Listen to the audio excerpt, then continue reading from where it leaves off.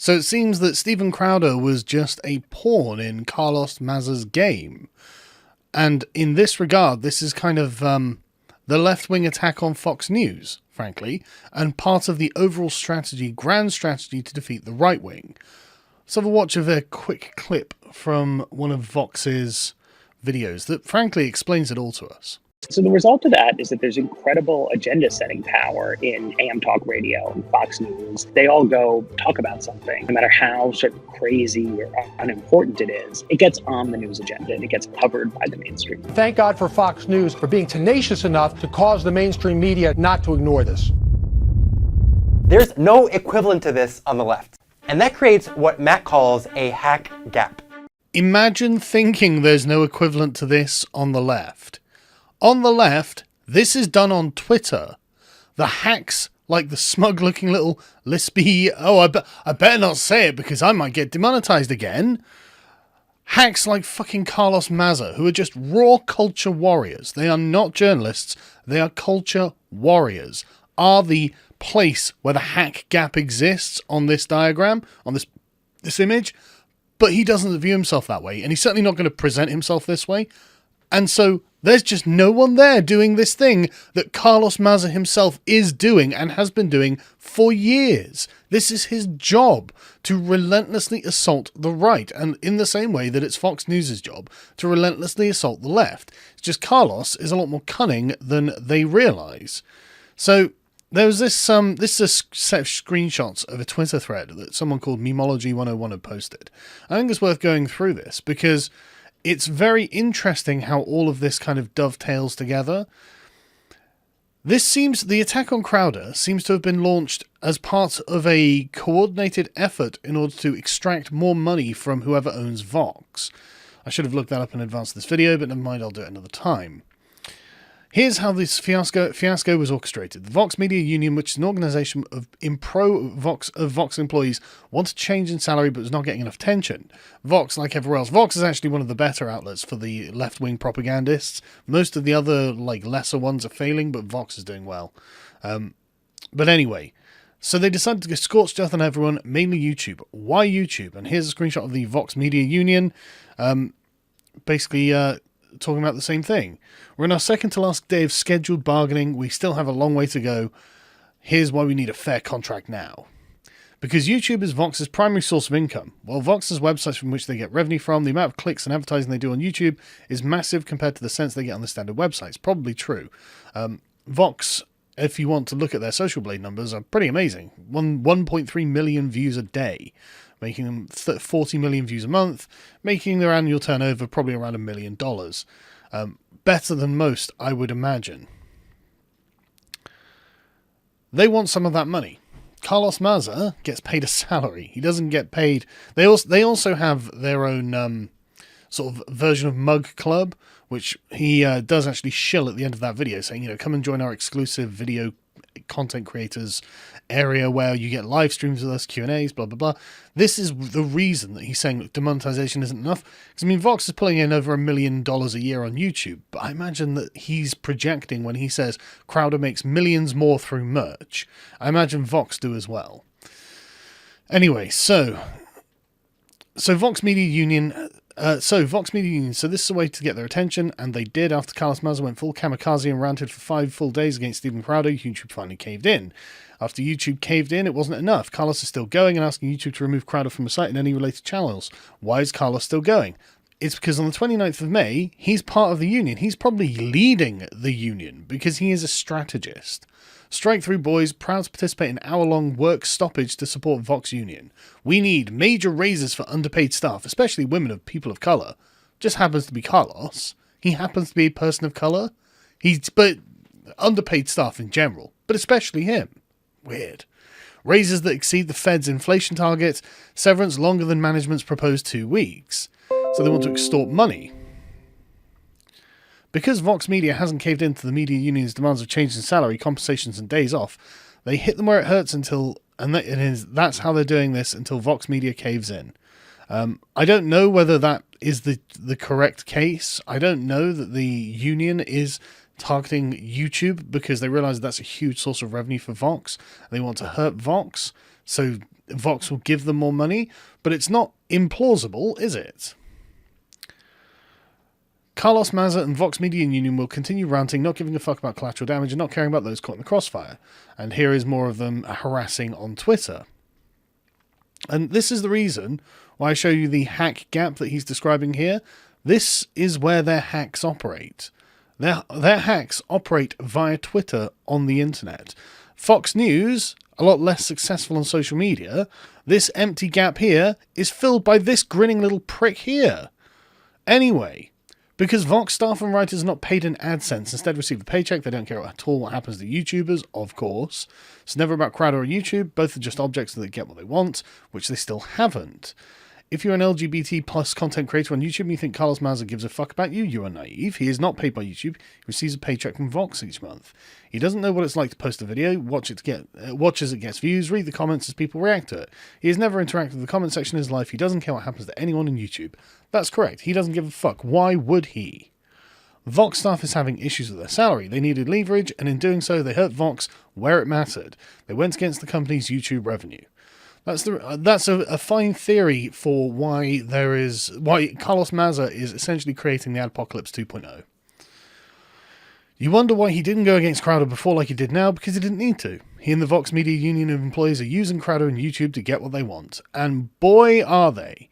Like he said, Crowder's been doing this for years. Crowder's been calling me a lispy queer for years.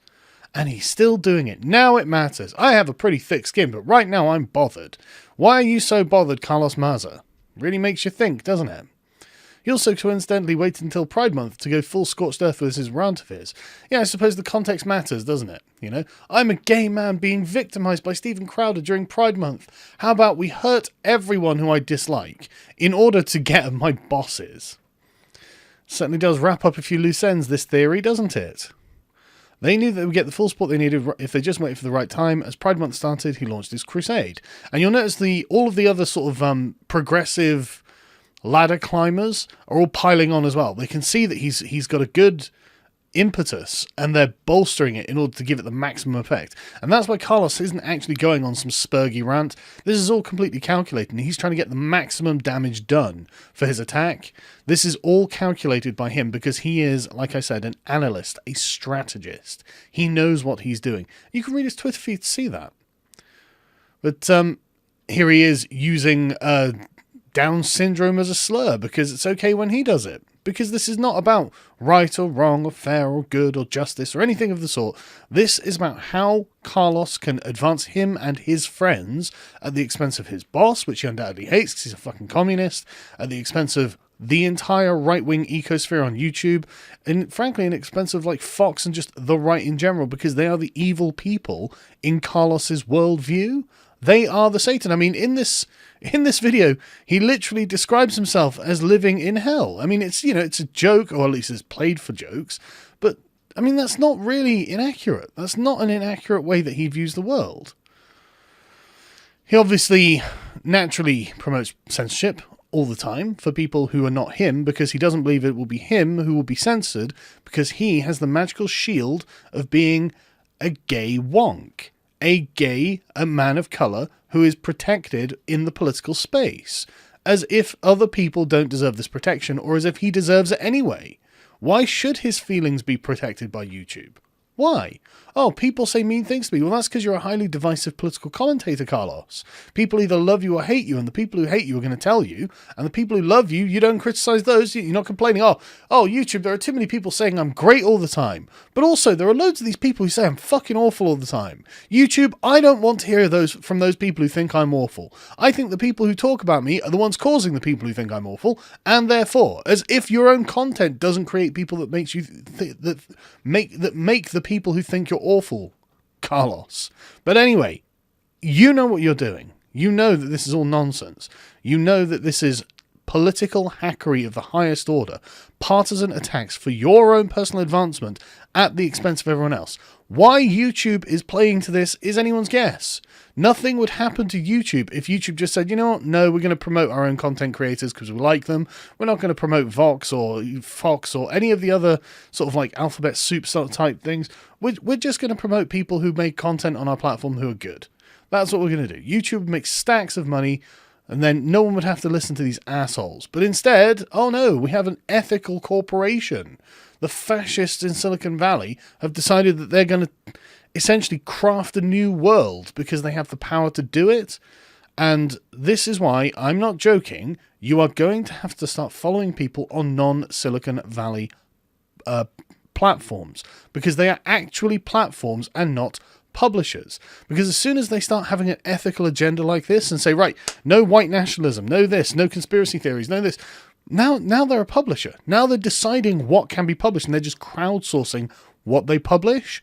Well, okay, they need to be treated like a publisher. Donald Trump, if he had any sense, would be watching this and going, right, okay, I've been watching the Vox Adpocalypse hashtag, and I've decided that social media platforms that have any kind of ethical, as in non-legal requirements to take down content, they are now publishers. They are now responsible for absolutely everything that goes up. Good fucking luck, YouTube, Facebook, Twitter, the lot. You guys are going to find yourself on the receiving end of so many goddamn lawsuits. When person X posts something libelous or slanderous or defamatory or whatever about person Y, it's YouTube that's the one that's responsible. It's Twitter that's the one that's responsible.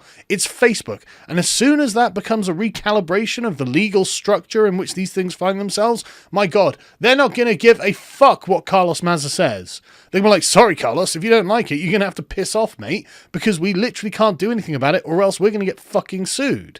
Or they're going to go down the tubes, and we're going to have to find other platforms. So, like I said, in order to, honestly, I think they'll probably crash and burn before they actually decide to change their minds. I actually think that the progressives are so deep in their ideology that they will literally just sit there and take the hits. Because, Boogie summed it up well in a tweet the other day where he said, look, YouTube's falling on their sword here. This is going to cost them billions. The previous Adpocalypse cost them $70 billion. This is going to cost them billions more. And yet they do it for some little shit like Carlos Maza. Why? Well, anyway, we know why. And it's one of those things where it really is, look, follow people on non-Silicon Valley platforms. We have to start popularizing these. BitChute's excellent, Minds is excellent, Gab is excellent, Telegram is excellent. Four places I definitely recommend you follow me. The links are in the description. Honestly, don't just click away from the video. Don't just let it roll on to the next video. It's worth your time for doing it, because when all the other content creators you like have been deplatformed, demonetized, and removed from this website, then you'll at least have access to their content, because I'm sure they make stuff you like. Why else would you follow them? Anyway, see you later, guys. Again, loads more work is to be done on this. And like I said, this is just a theory. I don't know that this is necessarily true, but there's a lot here that I think has real merit, and I think it's worth looking into even more. Anyone who was around during Gamergate might be worth setting up digging sessions and stuff like that. I'm doing them myself, obviously, and it might be worth collating all of this information so we can piece it all together and actually work out what the hell is going on here.